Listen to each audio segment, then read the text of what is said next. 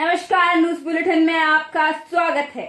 आप सुन रहे हैं रेडियो उड़ान अ फ्लाइट ऑफ लाइफ। मैं हूं नम्रता शर्मा और आप मेरे जरिए सुनेंगे बीते हफ्ते की सभी बड़ी खबरों को। सबसे पहले नजर डालेंगे हेडलाइंस पर। अल्पसंख्यक मामले पर सुप्रीम कोर्ट का बड़ा फैसला, जिला नहीं राज्य स्तर पर होगा निर्धारण। सुप्रीम कोर्ट ने दी अविवाहित को गर्भपात की मंजूरी, एमटीपी एक्ट प्रावधानों में बदलाव को बताया जरूरी। नौसेना प्रमुख ने किया सीएमएफ हेडक्वार्टर्स का दौरा, हिंद महासागरीय हितों को साधना मकसद। पर्यटन से भारतीय अर्थव्यवस्था को राहत, 2024 तक 42 बिलियन पार करने की उम्मीद। एसएसएलवी की पहली उड़ान आंशिक रूप से सफल, आजादी सेट को किया था प्रक्षेपित। अब मुड़ते हैं खबरों के विस्तार पूर्वक वर्णन की ओर। हिंदुओं को अल्पसंख्यक का दर्जा देने के क्रम में हिंदू सुप्रीम कोर्ट का एक बड़ा अहम फैसला आया है। टीएमए पाई मामले का हवाला देते हुए दायर याचिका को खारिज कर दिया गया है। हिंदुओं को राज्यों में अल्पसंख्यक का दर्जा देने की मांग की गई थी। राज्यों में हिंदू की सामाजिक, आर्थिक, राजनीतिक स्थिति को इसका कारण बताया जा रहा है। अल्पसंख्यकों की जिलेवार पहचान करने की अदालत ने घोषणा पत्र में बात की। आर्थिक और भाषाई अल्पसंख्यक समुदाय की जिलेवार पहचान करना कानून के विपरीत सुप्रीम कोर्ट का कहना है। अल्पसंख्यक समुदाय के निर्धारण का अधिकार राज्यों के पास होता है। टीएमए पाई मामले में 11 न्यायाधीशों की बेंच ने यह फैसला सुनाया। अल्पसंख्यक का भाषाई या धार्मिक आधार पर केवल राज्य की जनसांख्यिकी के संदर्भ में निर्धारण होता है। पूरे देश की जनसंख्या के आधार पर इसका निर्धारण नहीं किया जा सकता। ऐसे में निर्धारण का अधिकार केंद्र के राज्य के पास भी है। भारतीय संविधान में शब्द को नहीं परिभाषित किया गया कि अल्पसंख्यक आखिर होता क्या है। आपको बता दें कि संविधान भारतीय मूल्यों पर चलता है। संविधान धार्मिक और भाषाई अल्पसंख्यकों को मान्यता देता है। सिख, मुसलमान, ईसाई, पारसी, बौद्ध और जैन अल्पसंख्यक समुदाय के रूप में अधिसूचित किए गए हैं। जैन समुदाय को अल्पसंख्यक का दर्जा साल 2014 में प्राप्त हुआ था। बात करें राज्य व्यवस्था की। सुप्रीम कोर्ट ने एक ऐतिहासिक फैसले में एमटीपी अधिनियम में बदलाव का जिक्र किया। अविवाहित महिलाओं को गर्भपात कानून की शर्तों के तहत लाने की जरूरत का भी इसमें कहा गया। आपको बता दें कि 20 सप्ताह के बाद भी महिलाओं को गर्भ समाप्त करने की अनुमति मिलने की संभावना जताई जा रही है। इसके अतिरिक्त एक अविवाहित महिला ने दिल्ली हाईकोर्ट से गर्भ समाप्त करने की मांग उठाई थी। आपको बता दें कि एमटीपी एक्ट का हवाला देते हुए महिला को अनुमति देने से इनकार किया गया था, जबकि दिल्ली हाईकोर्ट को चुनौती देते हुए महिला ने सुप्रीम कोर्ट से गर्भ समाप्त करने की मांग की अनुमति मांगी। गर्भपात की अनुमति देते हुए सुप्रीम कोर्ट ने आगे की सोच के दृष्टिकोण का हवाला दिया। आपको बता दें कि एमटीपी अधिनियम के क्लॉज 3 की व्याख्या नए रूप में की गई। इसके तहत एमटीपी अधिनियम में गर्भवती महिलाओं के गर्भपात की ऊपरी सीमा 24 माह तक है। इसके अतिरिक्त ऊपरी सीमा विशेष श्रेणी के गर्भपात के मामले में लागू होती है। रेप पीड़ित, कमजोर महिलाएं, विकृत, भ्रूण एवं विकलांग और नाबालिग आदि के मामले इसमें शामिल हैं। 20 से 24 सप्ताह की गर्भवती अविवाहित महिलाओं को गर्भपात की अनुमति नहीं मिली। अधिनियम की धारा 3 के तहत 20 सप्ताह तक के गर्भ को समाप्त करने की अनुमति मिलती है। आपको बता दें कि परिवार नियोजन उपकरण की विफलता के कारण गर्भधारण के मामले में यह प्रावधान लागू है। इसके अतिरिक्त अधिनियम ऐसे गर्भधारण को मानसिक पीड़ा मानता है जो गर्भधारण गंभीर चोटी के कारण श्रेणी में आता है। मानसिक स्वास्थ्य, अभिव्यक्ति एवं जीने के अधिकार का व्यापक हिस्सा माना गया है। मानसिक पीड़ा के आधार पर गर्भ को समाप्त करने का लाभ 20 से 24 सप्ताह के गर्भधारण को भी अनुमति मिल सकती है। शीर्ष अदालत के इस निर्णय के बाद एमटीपी अधिनियम के प्रावधान कमजोर पड़ सकते हैं। इसी के साथ नजर डालेंगे मणिपुर की विधानसभा पर। मणिपुर विधानसभा में एनआरसी से जुड़ा मामला सामने आया है। यह प्रस्ताव पास हो चुका है। गैर स्थानीय लोगों के अतिक्रमण को रोकना इसका मकसद बताया जा रहा है। आपको बता दें कि विधायक खुमकुम जायजिंग ने बजट सत्र के अंतिम दिन यह प्रस्ताव पेश किया था। 19 प्रमुख जनजाति समूहों ने जुलाई में प्रधानमंत्री और गृह मंत्री को पत्र लिखकर एनआरसी की मांग की थी। इसी दौरान मणिपुर के पहाड़ी जिलों की जनसंख्या वृद्धि दर लगभग 251% है। इम्फाल, जिरीबाम घाटी जिलों में वृद्धि दर 125% है। मणिपुर के पहाड़ी जिलों में मुख्य रूप से अनुसूचित जनजातियों का निवास है। घाटी जिलों में गैर अनुसूचित जनजाति मैतेई का है मुख्य निवास। गौरतलब है कि पहाड़ी जिलों की असामान्य जनसंख्या वृद्धि दर अप्रवासियों की घुसपैठ की ओर इशारा करती है। इसके अतिरिक्त वर्तमान में छोटे स्थानीय समुदाय विलुप्त होने की कगार पर हैं। इसी के साथ ही कुकी-चिन समूह से संबंधित एक बड़ा वर्ग म्यांमार से सटे मणिपुर क्षेत्र में है। फरवरी में म्यांमार में सैन्य तख्तापलट के बाद 2021 में खासी वृद्धि हुई है। जिन पद का प्रयोग किया जाता है म्यांमार के चिन प्रांत के लोगों के लिए। भारतीय क्षेत्र में चिन लोगों की पहचान कुकी समुदाय के रूप में होती है। एनआरसी रजिस्टर में सभी भारतीय नागरिकों की जानकारी रिकॉर्ड में रहती है। इसी के साथ साल की जनगणना के 1951 बाद तैयार किया गया था। अन्य देश के नागरिकों के भारत में प्रवेश की संभावना वाले क्षेत्रों में एनआरसी लागू होती है। आपको बता दें कि एनआरसी की रिपोर्ट के आधार पर भारतीय नागरिकों का निर्धारण होता है। भारत में अब तक एनआरसी केवल असम राज्य में ही लागू है। लोकसभा की बात करते हुए लोकसभा से ऊर्जा संरक्षण संशोधन विधेयक 2022 को पारित होने की बात की गई है। विधेयक में घरेलू कार्बन क्रेडिट बाजार की स्थापना का प्रावधान है। आपको बता दें बड़े आवासीय भवनों के लिए नवीनकरणीय स्रोत से ऊर्जा जरूरतों को पूरा करने का भी प्रावधान है। ऊर्जा जरूरतों को पूरा करने के लिए गैर जीवाश्म स्रोतों के प्रस्ताव के उपयोगों का प्रस्ताव है। स्वच्छ ऊर्जा उपयोग के प्रोत्साहन के लिए कार्बन बचत प्रमाण पत्र जारी किया जाता है। बजट प्रमाण पत्र के आधार पर कार्बन क्रेडिट जैसे अतिरिक्त प्रोत्साहनों का भी प्रावधान है। आपको बता दें कार्बन उत्सर्जन की एक तय सीमा ही कार्बन क्रेडिट कहलाती है।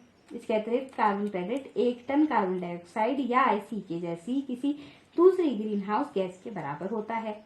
कोई देश अपने पास मौजूद कार्बन क्रेडिट के बराबर ही ग्रीन हाउस गैस का उत्सर्जन कर सकता है। आपको बता दें विधेयक में कार्बन क्रेडिट के व्यापार के लिए कार्बन बाजार की स्थापना का भी प्रावधान है। गौरतलब है कि कोई उद्योग अपनी अतिरिक्त कार्बन क्रेडिट का विक्रय भी कर सकता है। इसी के साथ कार्बन उत्सर्जन की तय सीमा को पार करने वाले उद्योग कार्बन क्रेडिट की खरीद फरोख्त कर सकते हैं। कार्बन क्रेडिट की खरीद बिक्री कार्बन ट्रेडिंग कहलाती है। उत्सर्जन को कम करने के समग्र उद्देश्य से कार्बन क्रेडिट व्यापार की अनुमति कार्बन बाजार देता है। अब नजर डालेंगे कार्बन की तरह पर्यावरण से जुड़े सभी मुद्दों पर। पशु पक्षियों और पेड़ों की 10 लाख प्रजातियां विलुप्त होने के कगार पर हैं। जिराफ, तोते, बाज के पेड़, नागफनी और समुद्री शैवाल आदि पर खतरा मंडरा रहा है। आपको बता दें वनों की कटाई, ईंधन के रूप में जंगल की लकड़ी का उपयोग तथा जंगलों की आग आदि जिम्मेवार कारक हैं। IPBES रिपोर्ट में समुद्री शैवाल का नाम शामिल होना एक हैरान करने वाला कारक है। गौरतलब है कि समुद्री शैवाल में कठिन परिस्थितियों में जिंदा रहने की क्षमता है। कुछ समुद्री शैवाल की ऐसी भी किस्मत हैं जो कि 1.6 अरब साल पुरानी हैं। परंतु समुद्री पारिस्थितिकी तंत्र में महत्वपूर्ण भूमिका निभाने वाले ये शैवाल आज खतरे की कगार पर खड़े हैं। समुद्री जीवों के लिए आवास और भोजन प्रदान करने वाले ये समुद्री शैवाल मशीनी हस्तक्षेप, बढ़ते समुद्री तापमान, तटों पर निर्माण कार्य व समुद्री शैवाल के कारण खतरे में हैं। जिराफ की विलुप्ति का मुख्य कारण उनका शिकार किया जाना है। वनों की कटाई और कृषि भूमि की बढ़ती मांग के कारण जिराफों के आवास का भी क्षय हो रहा है। दुनिया में कब केवल 600 पश्चिम अफ्रीकी जिराफ मौजूद है। IUCN की रेड लिस्ट के मुताबिक दुनिया के 430 प्रकार के बाज के पेड़ों में 31% विलुप्ति का खतरा है। बांस की लगभग 400 किस्में ज्ञात है। बांस की लकड़ियों को मजबूत माना गया है। निर्माण कार्य में ये लकड़ियां उपयोग की जाती हैं। 21 अप्रैल 2012 को पनामा सिटी में IPBES की स्थापना हुई थी। आपको बता दें कि इसमें 139 कहें तो सरकारें शामिल हैं। नीति निर्माताओं को जैव विविधता, पारिस्थितिकी तंत्र आदि के लिए आवश्यक वैज्ञानिक आकलन IPBES ही प्रदान करता है।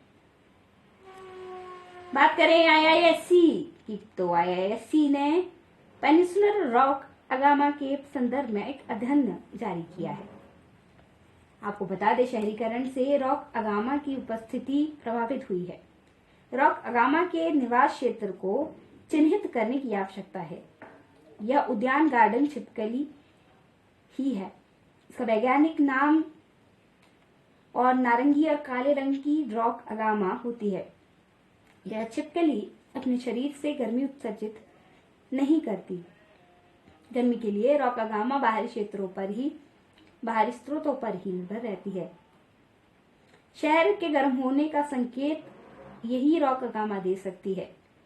यह छिपकली कीड़े खाती है, बिना कीड़े वाले क्षेत्रों में यह नहीं रह सकती। फूड वेब में बदलाव की भी जानकारी छिपकली के माध्यम से मिल सकती है। कीड़े स्वस्थ पारिस्थितिकी तंत्र के महत्वपूर्ण घटक होते हैं। कीड़े प्रदान करते हैं परागण सहित अन्य सेवाएं। रॉकागामा एक अच्छी मॉडल प्रणाली है। बात करें विज्ञान एवं प्रौद्योगिकी की, SSLV की पहली उड़ान आंशिक रूप से सफल मानी जा रही है। इसरो का यह कहना है। सेंसर की विफलता के बाद उपग्रहों का गलत कक्षा में प्रवेश हो गया। उपग्रहों को सर्कुलर ऑर्बिट के बजाय एलिप्टिकल ऑर्बिट में प्रवेश करना था। आपको बता दें कि SSLV D1 द्वारा प्रक्षेपित उपग्रह अब प्रयोग करने योग्य नहीं रहे।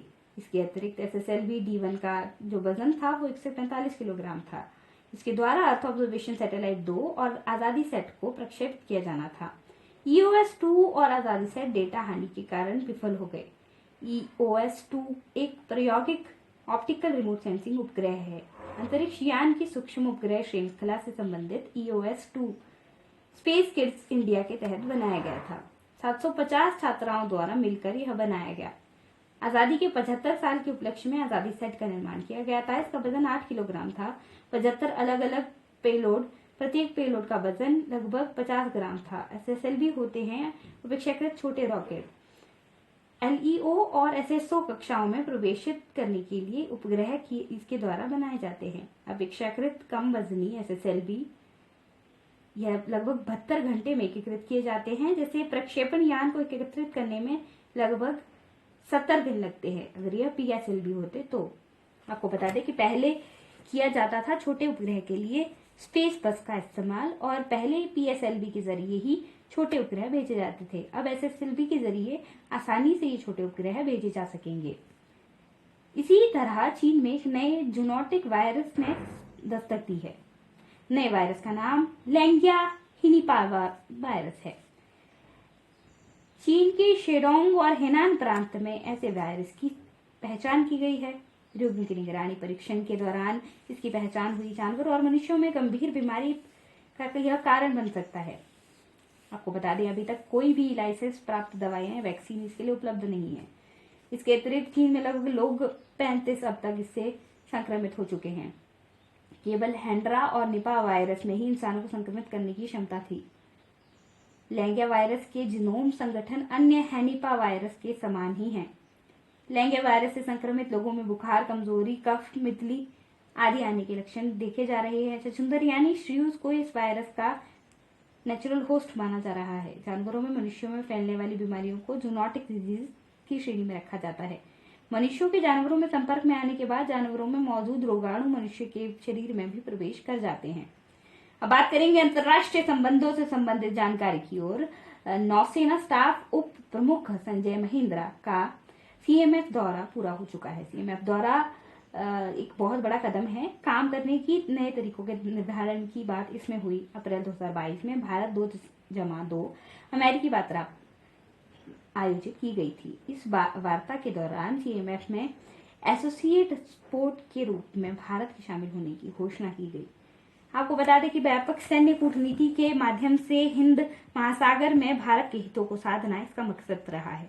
गौरतलब है कि पश्चिमी हिंद महासागर के क्षेत्रीय सुरक्षा सहयोग में इससे वृद्धि होगी। एसोसिएट सपोर्ट दर्जा प्राप्त देशों की संसाधनों और कर्मियों के प्रति प्रतिबद्धताएं इसमें सीमित हैं। जरूरतों के आधार पर जिम्मेवारियां इसमें तय की जाती हैं। आपको बता दें साल में 2001 CMF की स्थापना हुई और बहरीन में इसका मुख्यालय भी स्थित है। प्राथमिक रूप से इसका कार्य अंतर्राष्ट्रीय रूप से साझेदारी को बढ़ाना है। आतंकवादी गतिविधियों की रोकथाम, तस्करी रोधी अभियान सहित कई गतिविधियों में भी यह शामिल होता है। अंतर्राष्ट्रीय समुद्री जल क्षेत्र में सुरक्षा, स्थिरता और समृद्धि को बढ़ावा देना इसका कार्य है। अमेरिकी नौसेना के वाइस एडमिरल के पास इस संगठन की कमान रहती है। इसी साल अप्रैल में CTF 153 की स्थापना हुई थी। अर्थव्यवस्था में बात करेंगे outbound travel and tourism opportunity untapped report की बात। नांगिया एंडरसन LLP द्वारा इसको तैयार किया गया। आपको बता दें, भारतीय यात्रा बाजार पर यह रिपोर्ट केंद्रित रहती है। इसके अतिरिक्त भारत के आउटबाउंड पर्यटन से जुड़े चौंकाने वाले आंकड़ों को यह दिखाती है। गौरतलब है कि आउटबाउंड पर्यटन का मतलब संबंधित देश से बाहर की पर्यटन यात्रा है। भारत के आउटबाउंड पर्यटन के साल 2024 बिलियन या 42 बिलियन तक पहुंचने की संभावना है। भारतीय आउटबाउंड ट्रैवल मार्केट विश्व में सबसे तेजी से बढ़ते बाजारों में से एक है। रिपोर्ट के मुताबिक सरकार निम्न कदमों पर विचार कर सकती है। आउटबाउंड यात्रा में काम करने वाली भारतीय फर्मों को बढ़ावा दिया जाएगा। लोकप्रिय गंतव्यों के लिए से कनेक्शन बनाया जाएगा। विदेशी क्रूज जहाजों को भारतीय समुद्री क्षेत्रों में संचालित किया जाएगा। आपको बता दें, ब्रिटिश रूप से यह इनबाउंड और आउटबाउंड पर्यटन संभावना है। विदेशी रूप से भारतीय बंदरगाहों के राजस्व में इससे वृद्धि होगी। इसके अतिरिक्त यूरोप में पहुंचने वाले 20% पर्यटक भारत के आउटबाउंड पर्यटन से संबंधित हैं। वह 10% ऑस्ट्रेलिया और न्यूजीलैंड की यात्रा करते हैं। शेष दक्षिण एवं पूर्व एशिया की यात्रा में प्राथमिकता देते हैं। इसके अतिरिक्त भारतीयों ने आउटबाउंड यात्राओं में लगभग 12.6 बिलियन डॉलर उपयोग किए। 2019 में यह आंकड़ा 22.9 बिलियन तक था। खर्च में कमी का कोविड जैसी महामारी का प्रसार ही कारण है। लंगट सिंह कॉलेज की वेधशाला यूनेस्को की विरासत सूची में शामिल नहीं की गई। खबरों का यूनेस्को ने खंडन किया है। लंगट सिंह कॉलेज बिहार के मुजफ्फरनगर में स्थित है। 1899 में यह स्थापित हुआ था। ऑक्सफोर्ड विश्वविद्यालय की तर्ज पर यह कॉलेज बनाया गया था। लगभग 106 साल पहले हुई इस वेधशाला की स्थापना 1916 में इसकी स्थापना हुई है। 1914 में रोमेश चंद्र सेन ने खगोलीय वेधशाला में स्थापित करने के लिए जे मिटचेल ने से विचार विमर्श किया था। साल 1915 में इंग्लैंड के से एक टेलीस्कोप, वस्तुओं को देखने के संबंधी ग्लास फाइंडर एवं अन्य कुछ उपकरण खरीदे गए। वेधशाला ने साल 1916 से काम करना शुरू कर दिया। साल 1919 में वेधशाला को बेहतर बनाने के लिए सर्वे ऑफ इंडिया ने भी सहयोग दिया। आपको बता दें कि लंगट सिंह कॉलेज की वेधशाला एवं तारामंडल बिहार का पहला एवं देश के गिने चुने प्राचीन तारामंडलों में से एक है। इसके अतिरिक्त वेधशाला ने 80 के दशक में काम करना बंद कर दिया था। गौरतलब है कि साल 1995 में वेधशाला के कुछ उपकरण चोरी भी हुए थे। उपकरण चोरी के बाद वेधशाला को सील कर दिया गया। चंपारण सत्याग्रह के दौरान गांधी जी वहां ठहरे भी थे। इसके अतिरिक्त यूनेस्को एक अंतर्राष्ट्रीय संबंध या संगठन है। यूनेस्को शिक्षा, विज्ञान, संस्कृति में अंतर्राष्ट्रीय सहयोग के माध्यम से शांति निर्माण की दिशा में कार्य करता है। यूनेस्को के कार्यक्रम साल 2015 में संयुक्त राष्ट्र महासभा द्वारा अपनाए गए एजेंडा 2030 के सतत विकास लक्ष्यों की उपलब्धि में सहायता प्रदान करते हैं। आइसलैंड में फिर से हुआ ज्वालामुखी विस्फोट। निकलते लावा को देखने के लिए हजारों की संख्या में उमड़े लोग। ज्वालामुखी का नाम फ्रैग्रेडलस्फॉल है। माफ कीजिए, यह एक विकृत नाम है और अन्य भाषा का होने के कारण प्रोनाउंसिएशन में प्रॉब्लम हो सकती है। आइसलैंड की राजधानी से करीब 40 किलोमीटर दूर यह पर्वत स्थापित है। इसी पर्वत में जो ज्वालामुखी फटा है उसके नाम पर ही इसका नाम रखा गया है। आइसलैंड उत्तरी अटलांटिक में ज्वालामुखी हॉटस्पॉट के ऊपर स्थित है। आइसलैंड में औसतन हर साल 5 साल में ज्वालामुखी विस्फोट होते रहते हैं। आइसलैंड में स्थित हेकला व लाखी सक्रिय ज्वालामुखी पर्वत हैं। पृथ्वी के अंतर्जात बल से उत्पन्न होने वाली संचलन से ज्वालामुखी का संबंध है। पृथ्वी के आंतरिक परतों में पेरिडोटाइट के गलन से मैग्मा की उत्पत्ति होती है। पृथ्वी की सतह पर पहुंचने वाला मैग्मा ही लावा है। ज्वालामुखी क्रिया में सबसे अधिक जलवाष्प निकलते हैं। हाल ही में भारत ने रामसर स्थल के रूप में 10 नई आर्द्रभूमि को नामित किया। इस तरह भारत में आर्द्रभूमि स्थलों की कुल संख्या 54 से बढ़कर 64 हो गई। नामित किए गए 10 नए स्थलों में 6 स्थल तमिलनाडु, जबकि गोवा, कर्नाटक, मध्य प्रदेश और उड़ीसा में लगभग एक शामिल हैं। गौरतलब है कि भारत साल 1971 में ईरान के रामसर में हस्ताक्षरित रामसर कन्वेंशन के तहत करार करने वाले पक्षों में शामिल है। भारत ने 1 फरवरी 1982 को इस पर दस्तखत किए थे। हाल ही में गुवाहाटी उच्च न्यायालय ने केंद्र और असम सरकार से एक सवाल पर सामूहिक रूप से तय करने को कहा कि विदेशी न्यायाधिकरण के नवनियुक्त सदस्यों के लिए मंत्री स्तरीय कर्मचारी नियुक्त किए जाने हैं या नहीं। गौरतलब है कि विदेशी न्यायाधिकरण एक अर्ध न्यायिक निकाय है। इसका कार्य ये निर्धारित करना है कि अवैध रूप से रहने वाले व्यक्ति विदेशी है या भारतीय। वर्तमान में भारत के असम क्षेत्र में 100 विदेशी न्यायाधिकरण कार्यरत हैं। बता दें कि विदेशी अधिकरण अधिनियम 1941 और विदेशी अधिकरण आदेश 1964 के तहत न्यायाधीश तथा वकीलों को विदेशी न्यायाधिकरण के सदस्य के रूप में नियुक्त किया जाता है। हाल ही में इलेक्ट्रोकेमिकल वैज्ञानिक एन कालासील्वी वैज्ञानिक और औद्योगिक अनुसंधान परिषद की महानिदेशिका बन गई। वो CSIR की महानिदेशक बनने वाली पहली महिला हैं।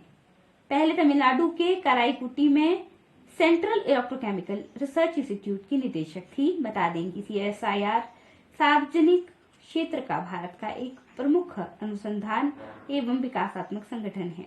बीते दिनों तिब्बतीय धर्मगुरु दलाई लामा को लद्दाख के सर्वोच्च नागरिक के सम्मान दीपाल रंगाम डस्टन से सम्मानित किया गया। दलाई लामा को यह सम्मान लद्दाख स्वायत्त पहाड़ी विकास परिषद द्वारा दिया गया है। उनको यह सम्मान मानवता की सेवा के क्षेत्र में किए गए योगदान के लिए किया गया है। गौरतलब है कि दलाई लामा का वास्तविक नाम तेंजिन ग्यात्सो है। ये तिब्बती बौद्ध धर्म के 14वें दलाई लामा हैं। हाल ही में केंद्रीय मंत्रिमंडल ने प्रधानमंत्री आवास योजना शहरी को 31 दिसंबर 2024 तक जारी रखने की मंजूरी दी है। गौरतलब है कि सभी के लिए आवास उपलब्ध कराने के उद्देश्य से इस योजना को जून 2015 में शुरू किया गया था। यह योजना देश के संपूर्ण शहरी क्षेत्र अर्थात वर्ष 2011 की जनगणना के अनुसार सभी सांविधिक कस्बों और अधिसूचित नियोजन या विकास क्षेत्रों को कवर करती है। इस योजना का उद्देश्य सभी पात्र शहरी लाभार्थियों को पक्के घर उपलब्ध कराना है। इसकी मूल समय सीमा मार्च 2022 थी, जिसे अब दिसंबर 2024 तक किया गया है। केंद्रीय कृषि एवं किसान कल्याण मंत्री ने लंपी स्किन रोग से बचाव हेतु स्वदेशी vaccine lumpy pro vaccine launch की। इसे भारतीय पशु चिकित्सा अनुसंधान संस्थान बरेली और राष्ट्रीय अश्व अनुसंधान केंद्र हिसार द्वारा संयुक्त रूप से विकसित किया गया है। दरअसल भारत में पशुओं में तेजी से फैल रहे लंपी त्वचा रोग से बड़ी संख्या में पशुओं की मौत हो रही है। लंपी स्किन रोग या गांठदार त्वचा रोग पॉक्स विरिडी वायरस के कारण फैलने वाला रोग है। इस बीमारी से पशुओं को पहले तेज बुखार आता है, फिर त्वचा पर गांठ या चकत्ते पड़ जाते हैं। अंत में इससे पशुओं की मौत हो जाती है। हाल ही में केंद्रीय मंत्रिमंडल ने यूनिवर्सल पोस्टल यूनियन यानी वैश्विक डाक संघ के संविधान में निहित 11वें अतिरिक्त प्रोटोकॉल के अनुमोदन को मंजूरी दी है। यह अनुमोदन भारत सरकार के डाक विभाग को भारत के राष्ट्रपति द्वारा हस्ताक्षरित अनुमोदन के प्रपत्र की प्राप्ति और इस प्रपत्र को वैश्विक डाक संघ के अंतर्राष्ट्रीय ब्यूरो के महानिदेशक के पास जमा कराने हेतु समर्थ बनाता है। बता दें कि वैश्विक डाक संघ अंतर्राष्ट्रीय डाकों के आदान प्रदान को विनियमित करता है। इसके साथ ही यह अंतर्राष्ट्रीय डाक सेवाओं के लिए दरों को तय करता है। इसका गठन साल 1874 में किया गया था। इसका मुख्यालय स्विट्जरलैंड के बर्न में स्थित है। हाल ही में केंद्रीय सामाजिक न्याय और अधिकारिता मंत्री ने स्माइल 75 यानी support for marginalised individuals for livelihood and enterprise पहल का शुरुआत किया। इसके तहत भीख मांगने में लगे लोगों के समग्र पुनर्वास को लागू करने के लिए 75 नगर नियमों की पहचान की गई। स्माइल 75 पहल का उद्देश्य शहरों तथा कस्बों और नगरपालिका क्षेत्रों को भिक्षावृत्ति मुक्त करना है। बीते जुलाई महीने में भारतीय वायुसेना ने मिस्र की वायुसेना के साथ 1 महीने का संयुक्त अभ्यास किया। यह अभ्यास टैक्टिकल लीडरशिप प्रोग्राम यानी सामरिक नेतृत्व कार्यक्रम के तहत किया गया। गौरतलब है कि ऐसा पहली बार हुआ है जब मिस्र और भारत के लड़ाकू विमानों के बीच कोई संयुक्त अभ्यास किया गया है। बता दें कि भारत और मिस्र की वायुसेनाओं के बीच 1960 के दशक से संबंध है। इस समय भारतीय वायुसेना के कैप्टन कपिल भार्गव ने मिस्र वायु सेना के पायलटों के साथ हेलवान HA-300 के प्रोटोटाइप का परीक्षण किया था।